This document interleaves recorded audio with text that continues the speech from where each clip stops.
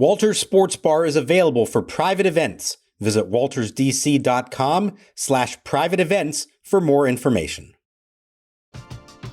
We're driven by the search for better. But when it comes to hiring, the best way to search for a candidate isn't to search at all. Don't search, match with Indeed. Indeed is your matching and hiring platform with over 350 million global monthly visitors, according to Indeed data, and a matching engine that helps you find quality candidates fast. Ditch the busy work. Use Indeed for scheduling, screening, and messaging so you can connect with candidates faster.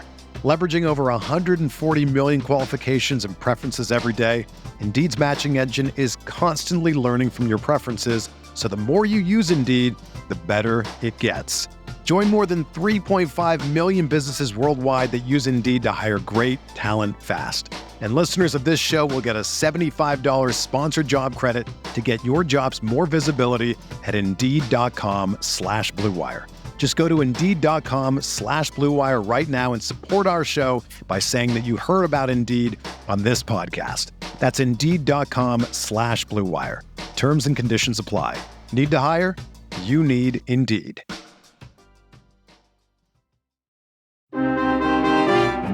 Now Winker runs. The pitch swung on, line to right. That's a base hit. Winker keeps on going around third. He'll score on a single to right. A run batted in for Joey Meneses, his 17th of the year. The Nationals are on the board first. Here in the bottom of the second inning, it's Washington 1, Baltimore nothing. 1 ball, 1 strike. Williams sets the pitch. Swinging a line drive. Caught by a leaping second baseman, Luis Garcia. And it ends the inning. Luis Garcia has been playing second base out of his mind. He makes another great play and the inning is over. Next pitch. Swinging a line drive to right, base hit over the leaping first baseman. Rosario's getting the wave in. He's coming home. The throw in from Santander on 2 hops, the slide, the tag. Safe! He's in the back corner with the insurance run. What a slide by Rosario, getting his hand on the plate. Nationals lead it 3-0 as Trey Lipscomb delivers an RBI single to right field.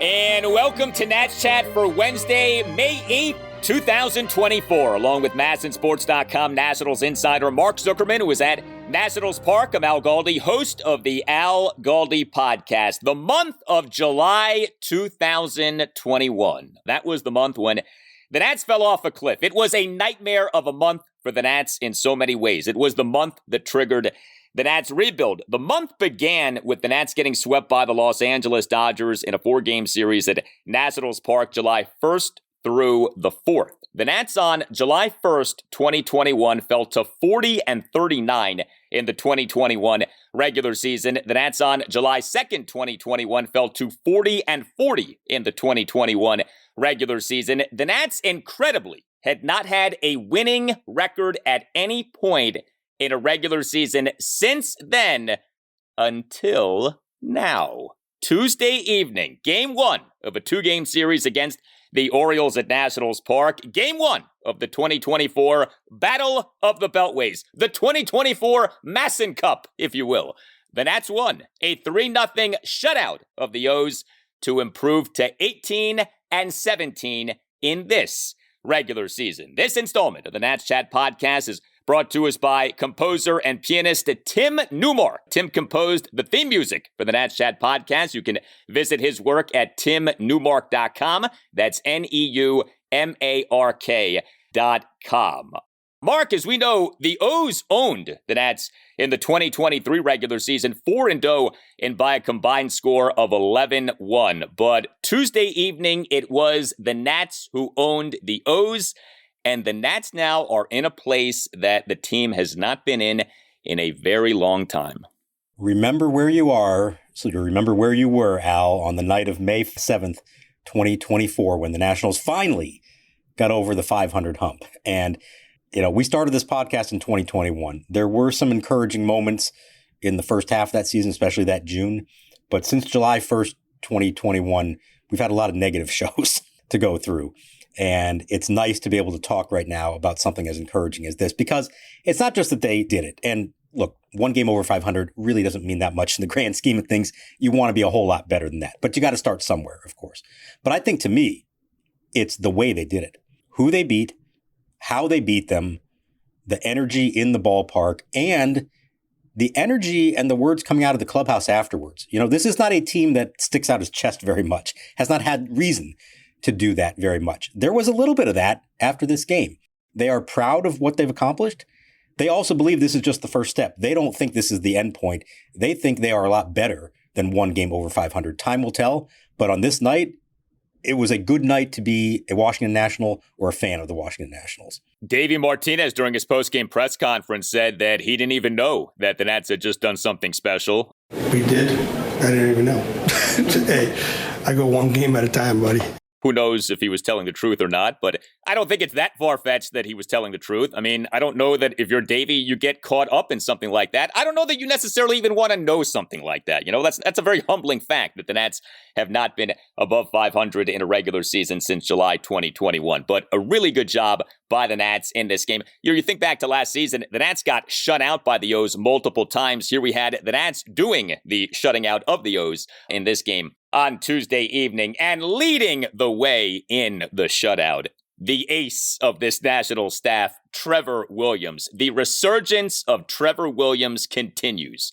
Nat starting pitcher Trevor Williams, he on Tuesday evening had yet another good outing. 5 scoreless innings, 8 strikeouts versus no walks. He gave up just 2 hits, both of which were singles. He threw a ton of strikes, 77 pitches, 53 strikes versus just 24 balls. We had noted in some previous good outings for Williams this season, run prevention good, peripherals not so much. Williams in this game, run prevention good, peripherals outstanding. 8 strikeouts, no walks, a strikes to balls ratio of better than 2-1. And he does this against the team leading the majors in home runs for this regular season. Trevor Williams, the man who allowed the most homers of any National League pitcher last regular season, 34 homers.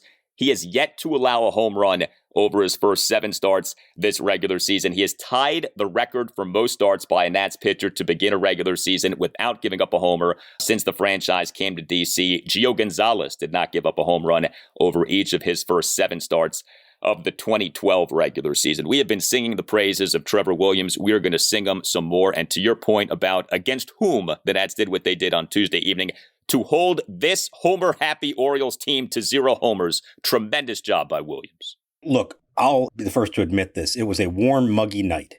We know how the ball flies at Nats Park in the summer versus how it flies early in the year, late in the year.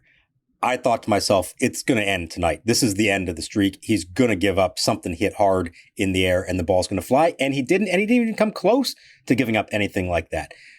To me, the most remarkable thing about this is the swings and misses. 8 strikeouts for him, matching his career high. And he had that after only 4 1/3. So there was a chance for him to expand on that and set his personal record. He had them completely off balance all night long, throwing every pitch he had in the arsenal, keeping everything down in the zone. These are some really good hitters, as you know, who looked flummoxed facing Trevor Williams. There's only 1 base runner to get in a scoring position. That was in the first. Never advanced beyond that. The others who reached never made it past first base. This was as locked in as you can get in a 5-inning start. And they didn't do this against the A's. He didn't do this against the Marlins. He did this against the Orioles. All the credit in the world to Trevor Williams. He, of the 4-0 record and, yes, 1.96 ERA. Let me say that again. 1.96 is Trevor Williams' ERA, almost at the quarter point of the 2024 season. It may sound funny. It's not funny. It's not a joke. If you are listing all-star game candidates for the Nationals this season, I think you start with C.J. Abrams. I think there is a very compelling case for Kyle Finnegan. I think Hunter Harvey may have something to say about all of this. And how do you not include Trevor Williams at this point? How does he not at least come up in that conversation if you're talking about all-star candidates? Yes, I said all-star candidates for the Nats this season. You know what's interesting? The Nats could have multiple players in the all-star game. We have a ways to go until then, but there are multiple compelling, legitimate all-star game candidates for the Nats. When's the last time we could even talk like that about this team? We've got our friend out there, Chris, who tracks the Al Galdi trade rumors, trade propositions over the course of the podcast. I think it's time to start a new one. The Al Galdi all-star suggestions for the Nationals. You just rattled off several names, including Trevor Williams. So let's start the ticker on that one. Trevor Williams to Arlington, Texas this July. You're not wrong. I mean, if he were to keep doing this, of course you have to consider that. I think we all keep thinking that, the carriage is going to turn back into a pumpkin at some point, but it hasn't happened yet. And, let's talk about the way he's being used, because I think that's a big part of this. I know there are fans out there that are asking themselves, why isn't Davey pushing him any further, especially on a night when he was as locked in as this? I guess I didn't see the broadcast. I guess Kevin Franson brought it up some and made it sound like Trevor himself looked kind of upset in the dugout after being pulled. I get it. Don't get me wrong. I get that. I think in this particular game, it's not to me about the innings. It's not even about the pitch count, although Davey keeps mentioning the idea of 80 pitches is sort of the limit there. To me, it was about who was coming up in the sixth. It's the top of the order for the third time. Two of them lefties, one of them a switch hitter. You have Robert Garcia available to you for the first time in a couple weeks. Your only lefty in the bullpen, and it's a 1-0 game. And this lineup, one bad pitch, one swing, that changes the whole game. So I completely understand and agree with Davey's usage of him here. There may be a day when it makes a little more sense to let him go, when you have a little bigger lead, when the spot in the lineup's a little different.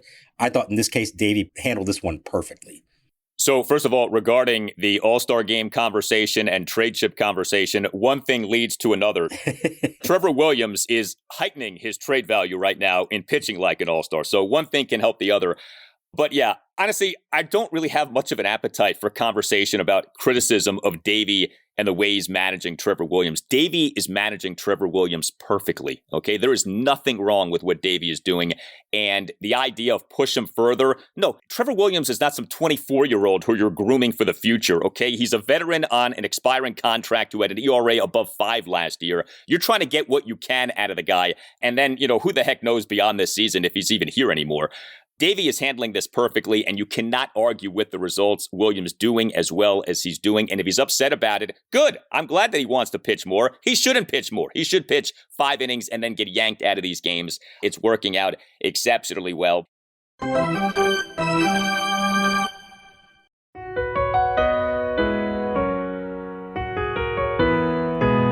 Hi Nats fans, this is Tim Newmark, DC area composer, longtime Nationals fan, and proud composer of the Nats Chat podcast theme song. If you're enjoying the music and would like to hear more, check out timnewmark.com/streaming or just search for Tim Newmark wherever you listen to music. To find the rest of the song you're hearing now, search for the title Double in the Sun. Go Nats! There is a winning team right now in DC, and if you're looking for tickets tonight against the Orioles, Game Time is the place for you. You can find tickets as low as $11, and as I tape this, there's some along the third base line at around $50. Just a handful of tickets available at that price. Game Time offers the lowest price guarantee, or Game Time will credit you 110% of the difference. Take the guesswork out of buying MLB tickets with Game Time. Download the Game Time app, create an account, and use code NATSCHAT for $20 off your first purchase. Terms apply. Again, create an account and redeem code NATSCHAT for $20 off. Download Game Time today. Last minute tickets, lowest price, guaranteed. We're driven by the search for better. But when it comes to hiring, the best way to search for a candidate isn't to search at all. Don't search, match with Indeed. Indeed is your matching and hiring platform with over 350 million global monthly visitors, according to Indeed data, and a matching engine that helps you find quality candidates fast.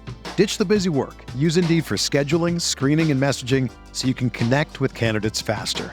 Leveraging over 140 million qualifications and preferences every day, Indeed's matching engine is constantly learning from your preferences, so the more you use Indeed, the better it gets.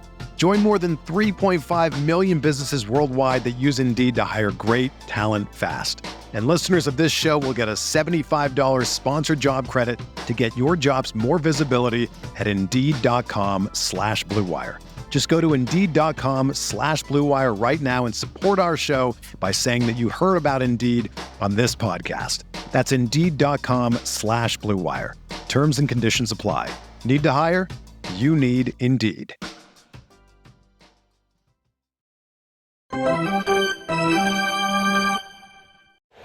Garcia delivers. Swinging a ground ball back to the mound. It's speared by Garcia. He'll lob the ball to first and the inning over. So welcome back, Robert Garcia off the injured list. A 1-2-3 inning through the top of the order with a couple of strikeouts. This shutout on Tuesday evening was not just about Trevor Williams. 4 Nats relievers combined for 4 scoreless innings with 4 strikeouts. The returning Robert Garcia, a perfect top of the 6th with swinging strikeouts of the Orioles' numbers 1 and 2 batters, and shortstop Gunnar Henderson and catcher Adley Rutschman. Derek Law tossed a perfect top of the 7th, Hunter Harvey a scoreless top of the 8th, and Kyle Finnegan a perfect top of the 9th for the save.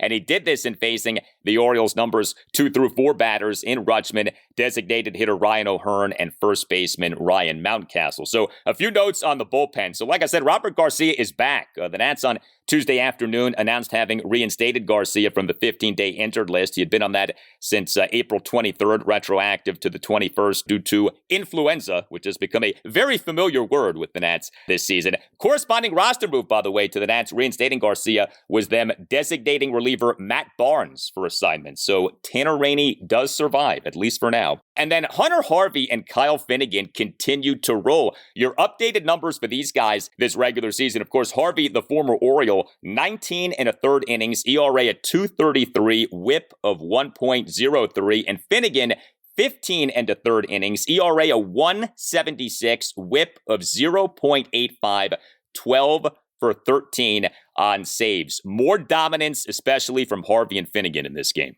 Outstanding. I want to give Robert Garcia credit. And, he had about 3 or 4 rough outings in a row. Maybe it turns out when you're trying to pitch through the flu, it's not such a good idea and the results don't match up. What he did in this game, he looked really good in striking out a couple of good hitters, the top of the lineup in Henderson and Rutschman, and then getting a weak comebacker from O'Hearn. Derek Law's been doing a better job for them lately. Hunter Harvey, I felt like there was maybe a little extra emotion for him facing the Orioles. He was a little bit off from the way that he normally is, falling behind, a little bit of loud contact, but obviously got the job done. And Finnegan, we've been talking about this for a little while now. There isn't a fear factor when he comes in. I mean that in the best possible way. You don't have a fear of him blowing it. This is not him getting into trouble and having to pitch his way out of it. He has been almost perfect now since that game in Cincinnati that he blew. And you mentioned All-Star. I absolutely think we've got a ways to go. But right now, he's pitching as well as any reliever, any closer in baseball. And there's such a comfort level to it. And we've mentioned this before in the 3.5 years we've done the podcast. How many closers in Nationals history have you truly felt confident about when they took the mound in the 9th? Kyle Finnegan right now is pitching as well as any of them ever did and giving you every reason to believe that there's not even going to be a hint of him blowing a save. This is not the installment of the podcast on which we should harp on the struggles of Tanner Rainey, but I do want to get your take on, were you at all surprised that the corresponding roster move to the reinstatement of Robert Garcia was not a move involving Rainey? Not surprised, a little disappointed, I'll admit, because you put them side by side. I'm not saying Matt Barnes has been great, but he had at least a few games here and there that you thought, okay, this guy could do something for us. He has a track record in the big leagues, and Tanner Rainey just has not had that. So you can't make the argument that this is strictly about performance and the pitcher least deserving of staying with the team is the one they let go. No. Now, I get it. You've invested a lot more in Tanner Rainey over the years. You want to believe you can get him back to being, somebody who can help you out and pitch in meaningful situations. But right now they're hiding him. He's the last guy on the list. He's the one pitching mop-up situations. I thought they would maybe find a way to put him back on the IL, say that his arm is still bothering him, which, I don't know what he's feeling, but it would not be a big stretch to try to say something like that and go give him some time to rest up and then go pitch at AAA on a rehab assignment and see if you can get him right again. In Barnes's case, in theory, he could clear waivers and could report to AAA, but he's a veteran. He has the right to refuse the assignment. And I would imagine that's what he'll do and try to catch on with somebody else. Maybe Matt Barnes wasn't ever going to get it together and become an important part of this bullpen, but that felt to me like cutting ties with somebody who just had less of a history with the organization as opposed to the pitcher who clearly was the least deserving of staying on the big league roster right now. Well, and what really stands out is the extent to which Davey is going to not pitch Rainey. So it's almost like you're going with a man short in the bullpen. I mean, it's almost like Rainey's become a Rule 5 draftee. You know, he's Nasim Rainey right now, and that he barely pitches. He pitches like once every 5-6 days, it feels like. And that is hard to have be the case for the long haul. So we'll see how long that lasts for. Hopefully Rainey gets on track, but obviously that has not happened yet. Especially hard to do when your starters are only going 5 or maybe 6 innings, and you're using, as we talk about, 3, 4, even 5 relievers on a given night. Well, the Nats offense in this 3-0 win over the Orioles on Tuesday evening. Not great, but certainly good enough. The Nats scored 3 runs. The Nats totaled just 6 hits, which were 2 doubles and 4 singles. But the Nats worked 6 walks. The Nats continue to be so much better at drawing walks this season as compared to last season. Nats went 3 for 13 with runners in scoring position. The Nats scored a run in the bottom of the second, scored 2 runs in the bottom of the 7th. All 6 of the Nats hits came from the numbers 5, 6, 8, and 9 batters in the lineup. Jesse Winker, he has the Nats starting left fielder and number 5 batter, 2 for 4 with a double and a single, and he had a stolen base. Winker in the Nats 1-run second, a leadoff single through the right side of the infield, and he had a steal of second base. Winker in the bottom of the 8th, a first pitch opposite field double to left field. Joey Meneses, he is the Nats starting first baseman and number 6 batter, 2 for 4 with a double and an RBI single. Meneses in the Nats 1-run second had an opposite field RBI single to right field for a 1-0 Nats lead, despite having been down to the count at 1.12.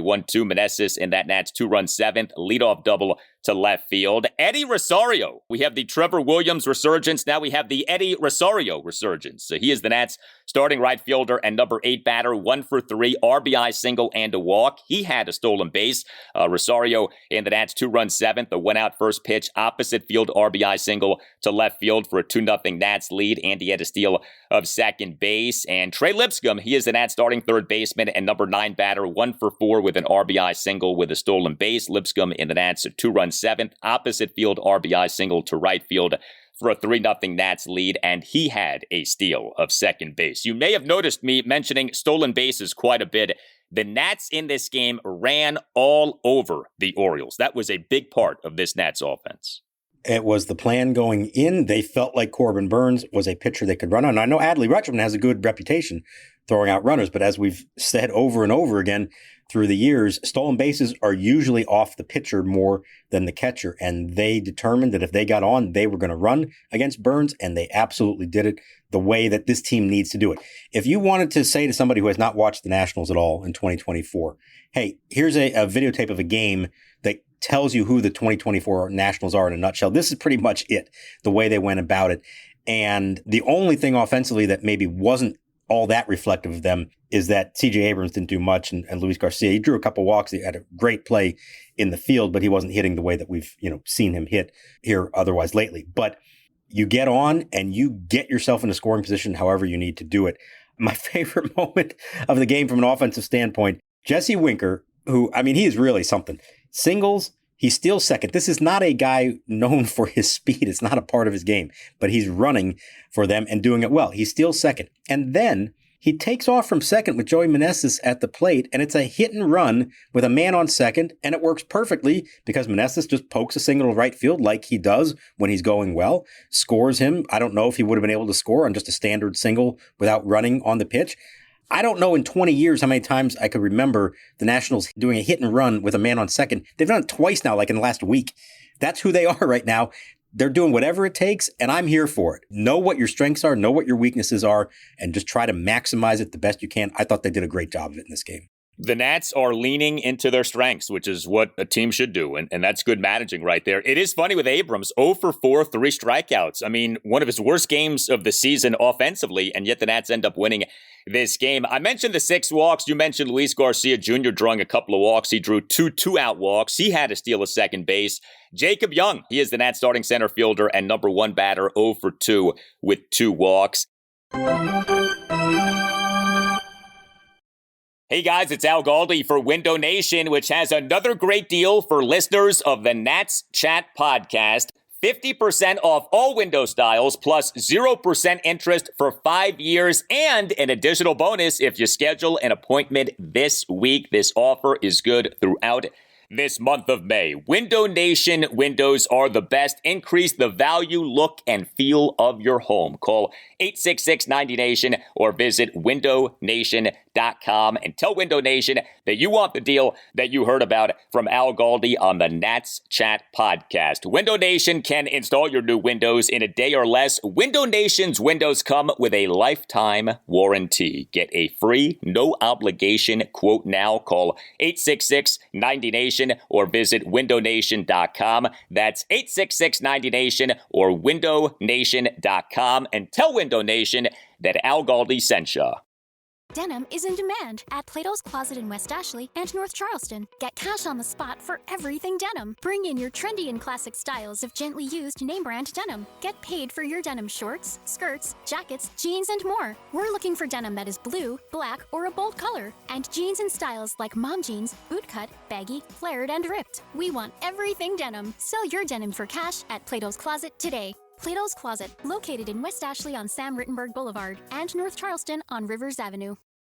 Here's your update on Dylan Cruz and James Wood for the games played on Tuesday evening. Each of them went 2 for 4 with a single and a double. Joey Gallo hit behind Wood and went 0 for 4 in his first AAA rehab start.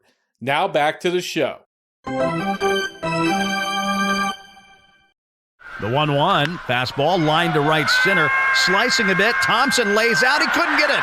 It rolls out to the warning track. Baker scoots to third, he'll score. Robles rounds second, digs hard for third. The throw not in time. It's a triple for Victor Robles and a 3-1 Red Wings lead.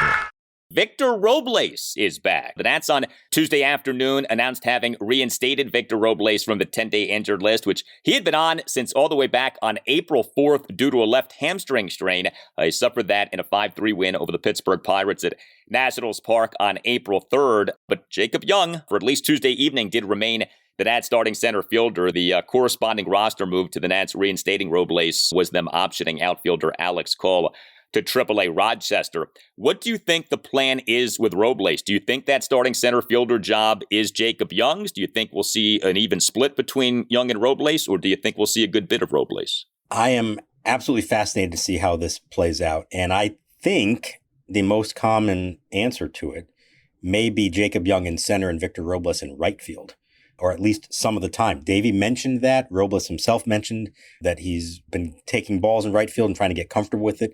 I think you have to acknowledge that what Jacob Young has done since coming up here is worthy of more playing time. He has a dynamic that he brings to them. It's similar in some ways to what Robles does as far as running the bases and playing great defense. But at the moment, Jacob Young is kind of hot and you don't want to mess around with that. Now, Eddie Rosario is not hitting or hadn't been until the last few days. All of a sudden he is. So you don't want to give up on that, hoping that history holds true and he starts getting hot now that it's May. So I could see a scenario where it's kind of Rosario and Robles alternating in right field. Maybe there's a game here and there that Robles starts in center because Young gets the night off. But I think Victor Robles is going to have to work to get his playing time again. I don't think it's going to be an everyday job. And I'm a little disappointed because I think, as we've discussed, when he's been healthy the last 2 years, he's been really good. So much so that you kind of want to see more of it and find out, have they finally tapped into something here? The problem is he couldn't stay healthy. And now that he's back, there are others who have played their way into those jobs. And we know there's more coming as well down the road. So he may end up kind of the odd man out of this. So I'm really interested to see how this does play out. I was thinking about this with Robles. So he and Patrick Corbin are the only 2019 Nats still with the team, right? Rainey's the other one. And Rainey. Okay, so those three. So Robles has the chance to be a position player who lasts from the last incarnation of good Nats teams into the next incarnation of good Nats teams. Now, of course, there's a lot to be determined with that, but he's still young enough to where it's not like inconceivable that that could happen. But obviously, he's going to have to earn his spot, and going to be hard to do that if he's not playing. So we'll see. Jacob Young's been doing a good job. Robles is back, and to Mark's point, it will be very interesting to see how this ends up going down in terms of playing time. The Nats on Tuesday evening bullied the O's. I don't think you can overstate that. The O's came into the game with the best record in the American League this regular season. The Nats shut down this team. The O's for the game, no runs, just 3 hits, no walks, 0 for 1 with runners in scoring position, struck out 12 times. I thought we had a very telling moment, top of the ninth. Ryan O'Hearn and Brandon Hyde both getting ejected after O'Hearn got called out on strikes in facing Kyle Finnegan. It's a funny deal. I don't know that this comes up that often, but Brandon Hyde and Davey Martinez were on the same coaching staff. Were on the Chicago Cubs coaching staff. When the Nats lost to the Cubs in the 2017 NLDS, Hyde and Martinez were on Joe Maddon's Cubs coaching staff for that game. I mean, it's so funny how things play out. And to have this poetry of the Nats get to a winning record in a regular season, first time since July 2021, via a win over the O's. It's hard to script this any better. If you're a Nats fan who despises the O's, Tuesday night was a great night for you. So I said, this is really one of the most encouraging, optimistic, uplifting days that the Nationals have had in a long time. They could have gotten over the 500 hump against, Texas. They could have done it against Toronto. In a way, it was more fitting to do it this way, to do it to the Orioles, to their ace, to do it with a lot of Oriole fans in the stands. Let's make that clear. It was at least 50-50, it felt like to me, of a crowd of 29,000. But you know what? It brought energy to the ballpark. The players, I think, felt it. And it made for a really good environment. If you are a Washington National or a Washington Nationals fan, go ahead and puff your chest out a little bit on this day. You may not get to do it for long. I think we both would tend to agree that when it's all said and done, the Orioles are going to have a better season than the Nationals. But the Nationals are trying to get there and trying to get back to where they were the last time that they had a contending team. And I think players in that clubhouse believe they're not as far away as a lot of others expected. Although, let the record show, we were both fairly optimistic coming into this season. You even more than I was. Yeah, and I thought that this season could be for the Nats what the 2022 season was for the O's, the bust-out season, the breakout season. And I think, it's the obvious point to make. There's a long way to go, but if you're going to have a breakout season, a bust-out season, getting above 500 for the first time since July 2021 is something that you need to do. And the Nats have done that. So game 2 of this 2-game series for the Nats against the O's at Nationals Park, Wednesday evening, 6:45. Mitchell Parker will be the Nats starting pitcher. Kyle Bradish will be the Orioles starting pitcher. This installment of the Nats Chat podcast has been brought to us by our good friend, composer and pianist Tim Newmark. Tim composed the theme music for the Nats Chat podcast. You can visit his work at timnewmark.com. That's NEUMARK.com. Hit us up on X at Nats_chat. You can email the show, natschatpodcast@gmail.com. You can find us on YouTube. Just search Nats Chat. Our YouTube handle is at Nats Chat Podcast. And please click on the thumbs up button and please click on subscribe. We very much appreciate that. We have a website that you can check out, natschatpodcast.com, at which you can purchase a Nats Chat Podcast t-shirt. All Nationals radio highlights on Nats Chat are courtesy of 106.7 The Fan. For Mark Zuckerman, I'm Al Galdi. We thank you for listening, and we'll talk to you next time on the Nats Chat Podcast.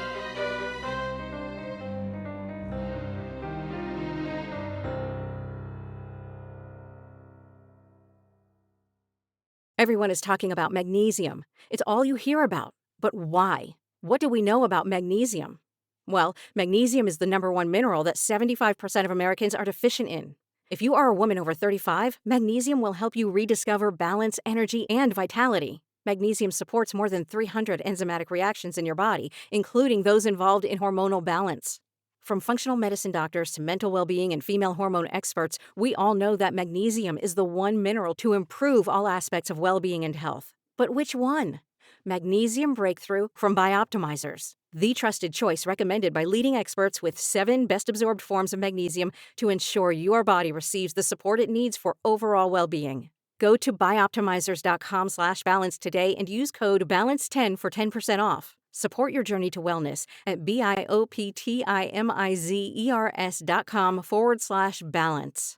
Magnesium Breakthrough from Bioptimizers, your foundation to optimal health and vitality.